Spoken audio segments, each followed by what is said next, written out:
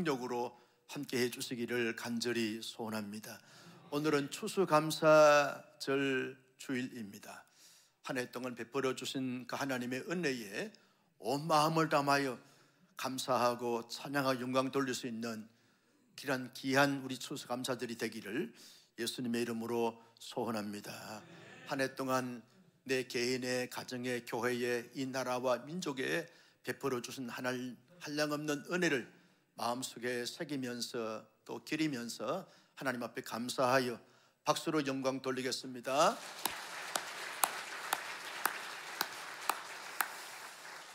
자, 오늘 보면서 함께 예배할 수 있어서 감사합니다. 우리 인사하겠습니다. 함께 예배해 주셔서 감사합니다. 여러분, 우리가 사는 이 시대에 사람들은 두 부류로 나눌 수 있겠습니다. 하나는 감사하는 자가 있고 또 한 부류는 감사하지 않는 자의 삶을 사는 사람들이 있습니다. 감사하는 자와 감사하지 않는 자 두 부류로 나누어질 수 있습니다. 여러분, 감사하는 자는 왜 감사하면서 살아가는 것입니까? 자기가 지금까지 이렇게 되고 이렇게 살고 이렇게 되어진 것 자체는 다 신의 은총이라고 생각하면서 그 앞에 감사하게 되어져서 감사하게 되는 것입니다. 여러분, 그 은총이다 은혜다라고 하는 이 말은 받을 수 없는 자에게 거저 베풀어 주시는 하나님의 사랑, 하나님의 호의, 하나님의 자비, 하나님의 헤세드, 그렇게 말하게 되었습니다. 여러분, 내가 이렇게 될 수가 없는데 하나님께서 도와주시고 은혜 베풀어 주셔서 되게 해 주셨어요. 이렇게 이럴 수 없는데 하나님이 이렇게 해 주셔서 이렇게 된 것이죠. 이렇게 살아올 수 없었는데 하나님이 살아오게 해 주셔서 살아왔다라고 하는 사실을 생각해 보니까 온 마음을 다하여 온 정성을 다하여 하나님 앞에 그저 감사할 수밖에 없어 감사하게 되어지면서 감사하면서 살아가게 되어지는 것입니다. 여러분, 반면에 감사하지 못하는 사람들은 왜 그러합니까? 내가 지금 오늘 이렇게 되고 이렇게 살고 여기까지 이르게 된 것은 하나의 숙명이고 하나의 운명이다. 내가 태어나기 전에 이미 다 정해진 이 숙명이기 때문에 되어진 것이고 이렇게 된 것이다. 어떤 힘에 의해서 결정되어진 가운데 운명적으로 이렇게 살게 해 되어져서 살아가는 것이기 때문에 내가 그냥 살아가고 있는 것이다. 이런 이 숙명과 운명을 믿는 사람들은 전혀 감사하지 않습니다. 그냥 막연하게 받아들이면서 막연하게 살아갈 뿐인 것이죠. 우연의 일치다. 우연히 이렇게 발생되어지고 살다 보고 만나다 보니까 살아있는 것이지 여기에 무슨 특별히 신의 은총과 섭리가 인도하심이 있는 것인가? 다 우연이다. 그러면서 전혀 감사하지 않게 되어지는 것이죠. 어떤 사람들은 당연한 것이다. 내가 이렇게 살아온 것이고 이렇게 살게 되는 것은 당연한 것이다.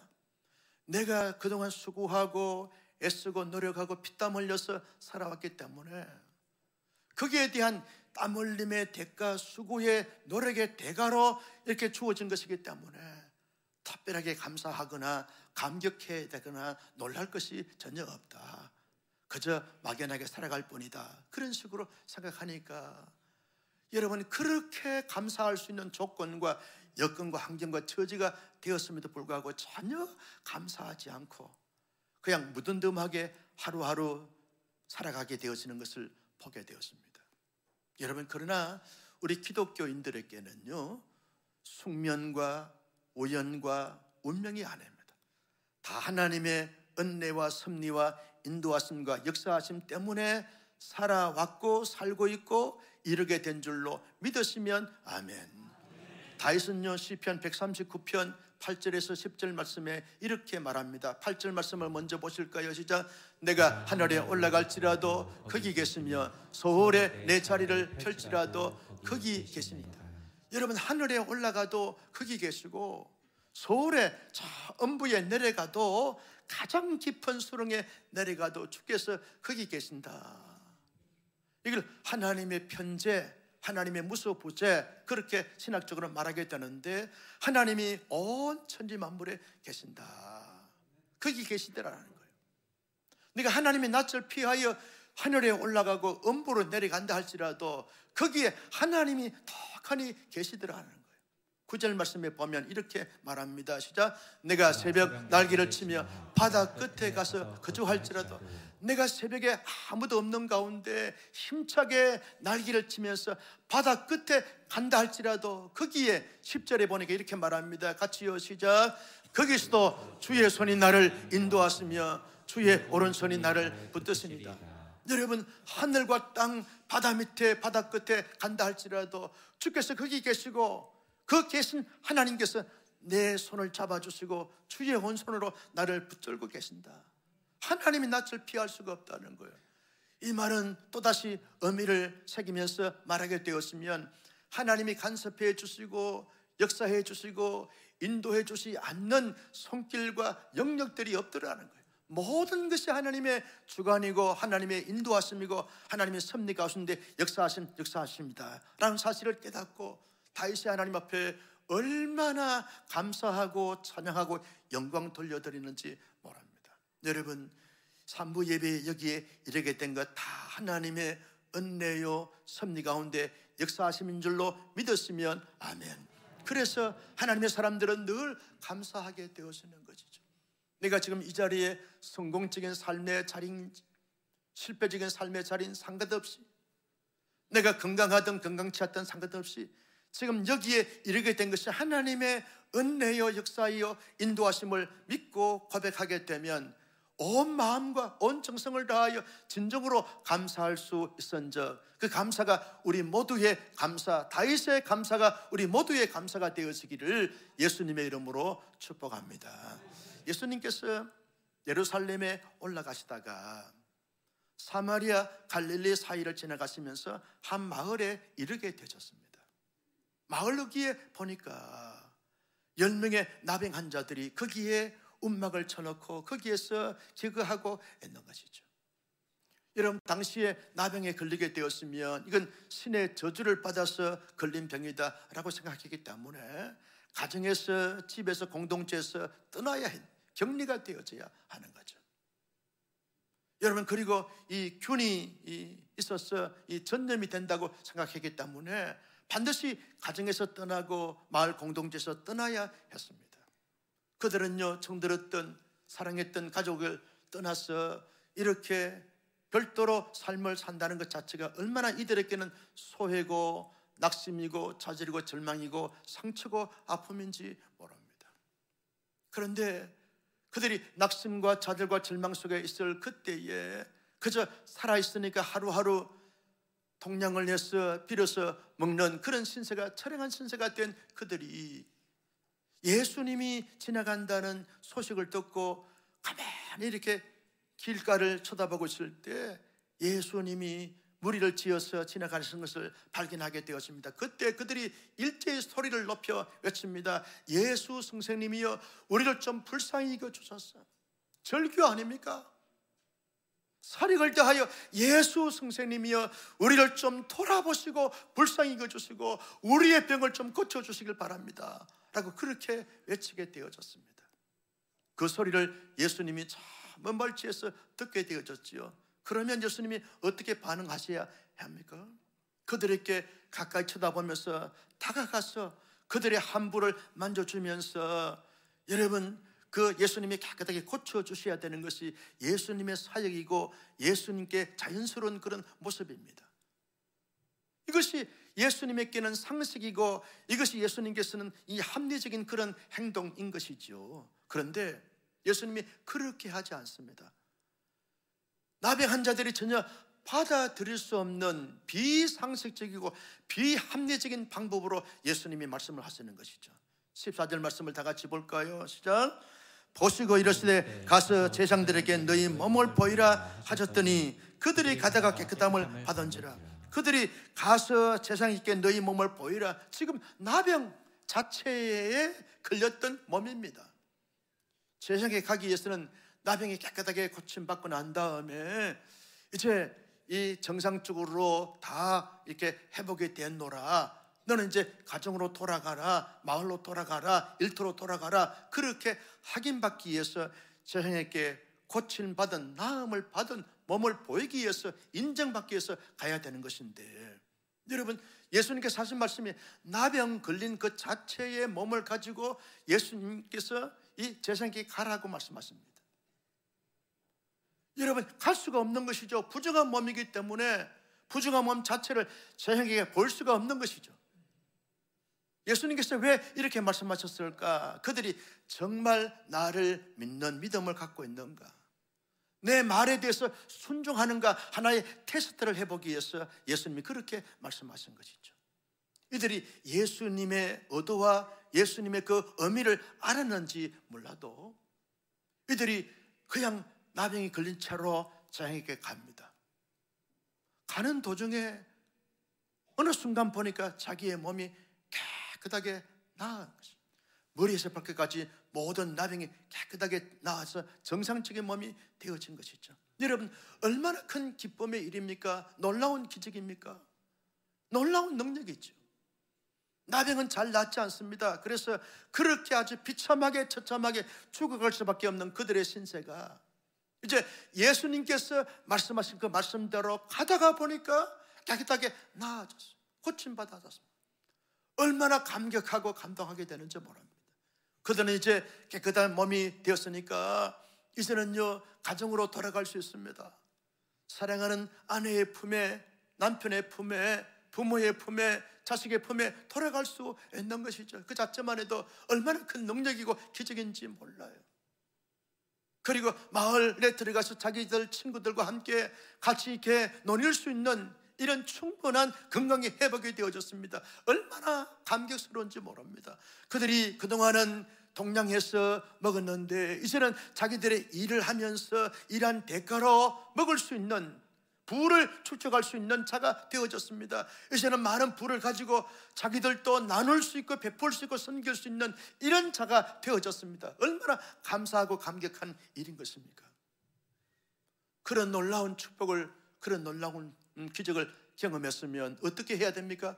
그들이 10명 다 일제히 하나님께 영광 돌리면서 찬송하면서 예수님께 다가가서 무릎을 꿇고 예수님의 발 앞에 엎드려서 예수님, 내 병을 고쳐주신 것을 정말 진정으로 감사합니다. 있을 수가 없는 이런 놀라운 기적 같은 일이 내 실제 삶 속에 나타났으니 주님을 경배합니다. 주님께 감사합니다. 그러면서 주님께 진정으로 감사의 고백하면서 그렇게 반응해야 될 10명의 나병 환자들이었습니다. 그런데 그들이 어떻게 반응을 했습니까? 10명 가운데 단 한 명만 그 자리에서 하나님 앞에 영광 돌리고, 그리고 그들이 정말 하나님 앞에 감사하면서 예수님께 돌아가서 무릎을 꿇고 예수님의 발 앞에 엎드려서 예수님께 감사했다고 했습니다. 한 명만. 그 한 명이 누구냐? 여러분, 사마리아 사람이라고 말하고 있습니다. 여러분, 16절 말씀을 다 같이 볼까요? 시작. 예수의 발 아래 엎드려 감사하니 그는 사마리아 사람이라. 사마리아 사람 한 명만 예수님께 돌아와서 감사했다, 그렇게 말씀하고 있습니다. 누가가 이렇게 말씀하고 있는 이 말씀에는 의미가 있고 의도가 있다는 거예요. 여러분, 나머지 9명은 누굽니까? 유대인 출신들입니다. 사마리아 사람들은 하나님께 대해서 늘 원망과 불평을 가질 수밖에 없는 자들입니다. 왜냐하면 혼혈족들이기 때문에 늘 유대인들에게 멸시와 천대와 무시를 당했던 사람들입니다. 그리고 유대인들에게는 마치 인격적으로 대우를 받지 못하고 계취급을 받았던 그런 사람들입니다. 늘 피해의식에 젖들어 있어요. 하나님께 대해 불만이 많습니다. 왜 나를 사마리아 지역에 태어나게 해가지고 유대인들에게 인정도 받지 못하고 존귀함도 받지 못하는, 인격적인 대우도 받지 못하는 그런 자가 되느냐. 하나님께 늘 원망이 내면 세계 속에, 그들의 정서 속에 흐르고 있는 가운데 있었어요. 유대인들에 대한 반감이 늘 마음속에 있었습니다. 피의식에 찌들었던 사람이기 때문에 그렇다는 것입니다. 그런데 그런 사마리아 사람이 나병에 걸려서 고침받았다 해도 별 감사하거나 감격해야 될 것이 아닙니다. 그런데 그는 감사하지 않아도 충분히 이유가 있고 근거가 있음에도 불구하고 하나님께 영광 돌리고 예수님께 돌아와서 감사했습니다. 반면에 유대인들은요, 하나님이 그들을 택한 족속으로 삼아주시고 선민으로 선택해 주셨어요. 하나님의 놀라운 사랑과 축복을 경험을 했어요. 그런 민족이었습니다. 그러면 그들이 어떻게 하다 보니까 나병에 걸려서 고침받았으면 만군의 주 여호와 하나님께, 야훼 하나님께 찬송하고 경배해야 될 사람들이고, 자신들의 병을 고쳐준 이 놀라운 치유의 사건 앞에 예수님께 돌아와서 그 앞에 엎드려서 예수님, 내 병을 고쳐주신 것을, 우리의 병을 고쳐주신 것을 감사합니다, 진정으로 감사합니다 라고 고백해야 될 사람들이 이 9명의 유대인들입니다. 그런데 그들은 전혀 감사하지 않고 곧장 제사장들에게 자기의 몸을 보이면서 확인하고 난 다음에 곧장 자기 집으로 돌아가서 일터로 돌아가서 그렇게 살았던 자들이 되어졌습니다. 여러분, 예수님께서 그들을 보시면서 얼마나 소습했는지 몰라요. 여러분 보실까요? 17절 말씀을 다 같이 보겠습니다. 시작. 예수께서 대답하여 이르시되 10사람이 다 깨끗함을 받지 아니하였느냐? 그 9은 어디 있느냐? 왜 너만 왔냐? 9명은 내게 와서 왜 감사하지 않냐? 마땅히 당연히 감사해야 되고 진정으로 감사해야 될 그들인데 왜 그들은 감사하지 않고 자기 집을 향하여 갔냐? 그들은 도대체 어떻게 된 사람들이냐? 어떻게 내가 너에게 베풀어준 은혜가 한량없이 크고 놀라운 기적인데 왜 감사하지 못하고 내게 와서 고백하지 못하느냐? 예수님이 얼마나 마음에 서습했으면 이런 고백을 하셨을까요? 사랑하는 성도 여러분, 나병의 10명의 환자들을 보면서 1명의 사마리아 사람과 9명의 유대인들을 보면서 어떤 마음과 생각이 드십니까? 감사는요, 그렇게 단순하거나 쉬운 것이 아닙니다. 감사는 마음속에 진정으로 그 느낌이 있어야 되고 고백이 있어야 되어지는 것이죠. 감사는 평상시에 늘 학습이 돼야 되고, 감사는 끊임없이 노력해야 되고 애써야 되고 훈련해야만 감사할 수 있는 것을 보게 되었습니다. 나는 우리 온사랑의 성도님들은 아주 작은 것, 아주 사소한 것, 그리고 큰 것, 놀라운 것, 위대한 것, 기적적인 이 모든 것을 통틀어서 늘 감사하고 감사하며 살아가는 하나님의 사람들이 될 수 있기를 예수님의 이름으로 축복합니다. 상식적으로, 세상적으로, 객관적으로 볼 때 감사할 수 있는 조건과 여건, 환경, 처지, 형편인데도 불구하고 감사하고, 그렇지 못한 가운데서도 얼마든지 감사할 수 있는, 그래서 바울이 말했던 것은 범사에 뭐하고? 감사하고. 이 고백이 우리의 고백이, 우리의 삶이 되어지기를 예수님의 이름으로 축복합니다. 제가 이 말씀을 여러 차례 설교했어요. 그런데 또다시 이 본문을 가지고 말씀을 묵상하면서 연구하면서 제 마음에 감동이 됐던 것은 이러한 내용을 가지고 감사하면 하나님이 정말 기뻐하시겠다 하는 마음이 들었기 때문에 이 본문을 선택을 한 것이죠. 여러분, 우리가 정말 하나님 앞에 살면서 감사해야 될 내용이 도대체 뭡니까? 감사할 이유가 도대체 뭡니까? 가장 먼저 우리가 감사해야 될 것은 내가 지금 여기에 이렇게 존재하고 생존하고 있는 것에 대해서 감사해야 될 줄로 믿습니다.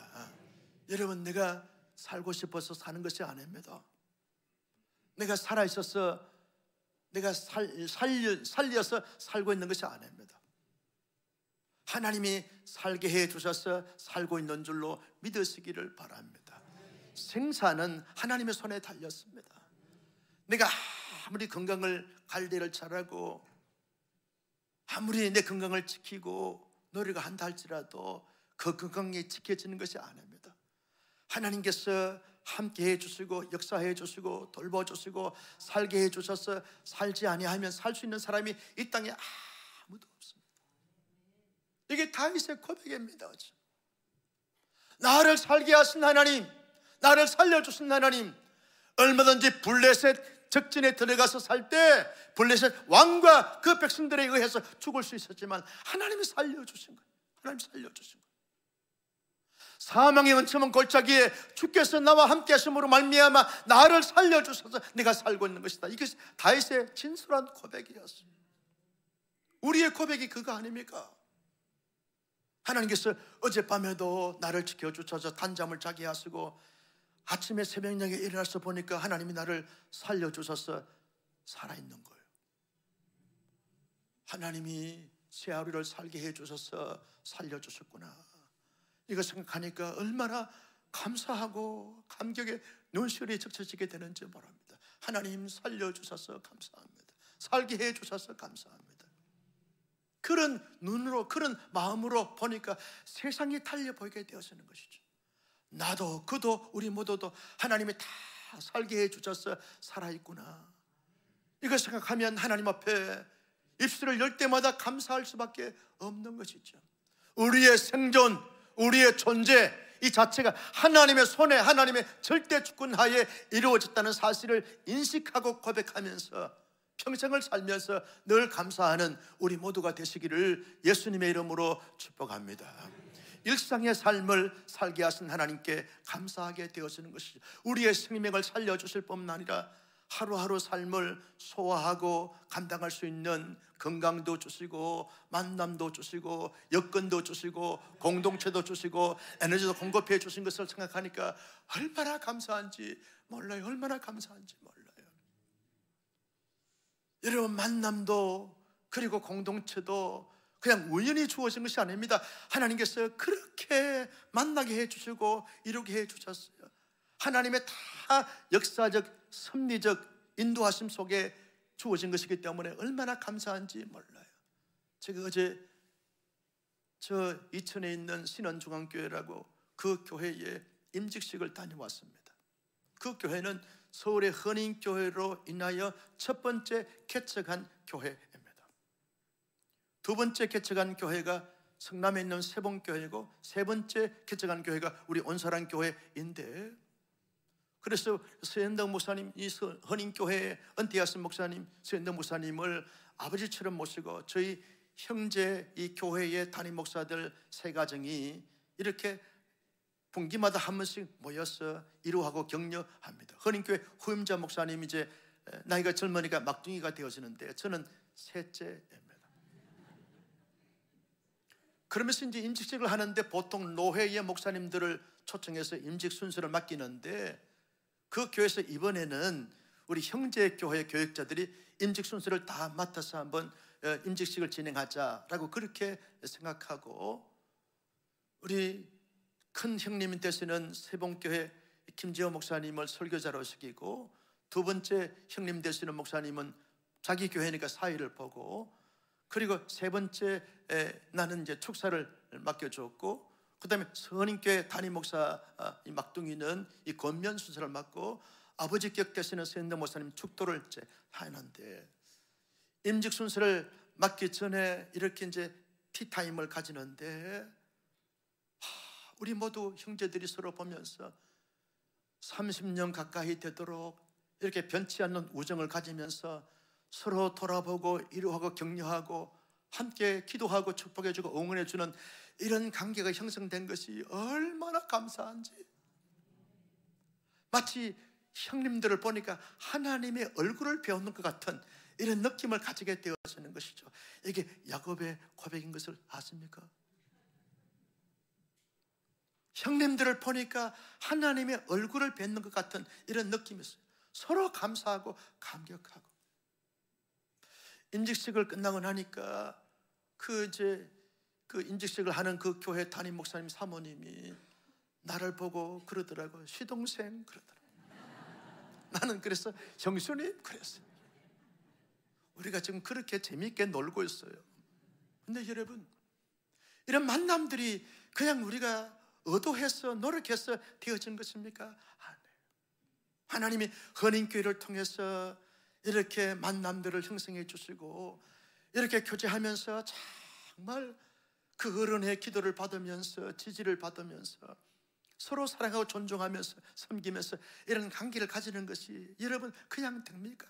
하나님이 그렇게 만들어주지 않으면 될 수가 없는 것이죠. 하나님께서 이렇게 가정 공동체나 교회 공동체나 사회 공동체, 직장 공동체에서 관계를 형성하면서 일상의 삶을 소화할 수 있다는 것이 이게 하나님의 은혜가 아니고 하나님의 역사가 아니고 하나님의 인도하심이 아니고 어떻게 설명할 수가 있겠습니까? 일상의 모든 삶을 주관하시고 인도해 주신 하나님께 감사할 수 있는 우리 모두가 되시기를 예수님의 이름으로 축복합니다. 세 번째 감사의 조건과 내용, 이유가 뭡니까? 나 같은 자를 구원해 주셔서 하나님의 존귀한 자녀로 삼아 주셨어. 세상의 수많은 사람들이 생명도 일상의 삶도 소화하지만 특별히 우리를 구별하여 선택해 주셔서 하나님의 영광스러운 자녀, 존귀한 자녀, 보배로운 자녀, 아주 존귀한 자녀로 삼아 주셨어요. 우리가 하나님의 자녀가 될 만한 자격이나 조건이나 능력이, 그리고 행함이 있어서 하나님의 자녀가 되었습니까? 그렇지 않지 않습니까? 에베소 2장 8절 9절 10절 말씀에 보면 너희가 그 은혜를 인하여 믿음으로 말미암아 하나님의 자녀가 되었나니 이것이 너희에게서 난 것이 아니라 하나님의 뭐다? 선물이다. 믿습니까? 하나님의 선물로, 하나님의 은혜의 선물로 하나님의 자녀가 됐어요. 일말에 하나님의 자녀가 될 만한 어려움과 행위나 정직함이나 선함이 없음에도 불구하고 하나님의 전적인 은혜와 100% 하나님의 절대적 주권하에 나를 하나님의 영광스러운 보배로운 존귀한 자녀가 되게 해주셨습니다.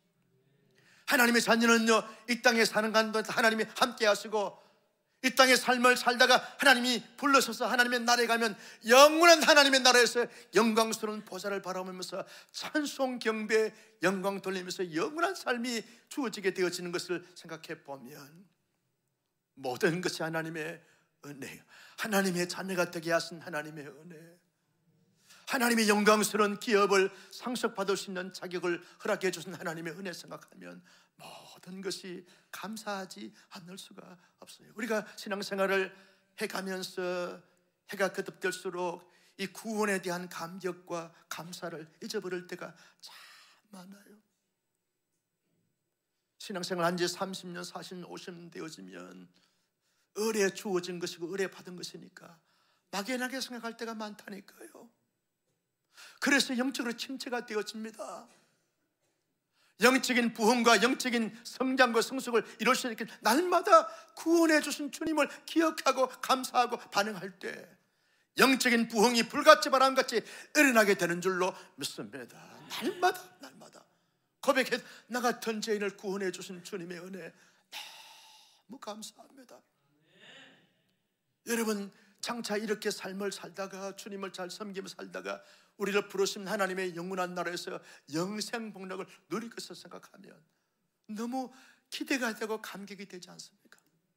바울에게 씌워줬던 의의 멸류관을 내게 하나님께서 다 간에 씌워주시면서 그동안 수고만 했다, 이제는 영원의 안식을 누리도록 하라, 그 말씀을 들을 것을 생각하니까 너무 감사하고 오늘 우리 호산나 성가대 찬양처럼 막 춤을 추고 노래를 부르고 싶은 심정이 생기지 않나요? 목사만 그렇습니까? 우리 모두 그런 줄로 믿습니다. 여러분, 구원해 주신 주님의 은혜를 늘 감사하면서 감격해 가는 거죠. 또 하나의 감사는 하나님께서 우리를 사용하시고 쓰시고 있는 것에 대해서 감사하게 되어지는 것이죠.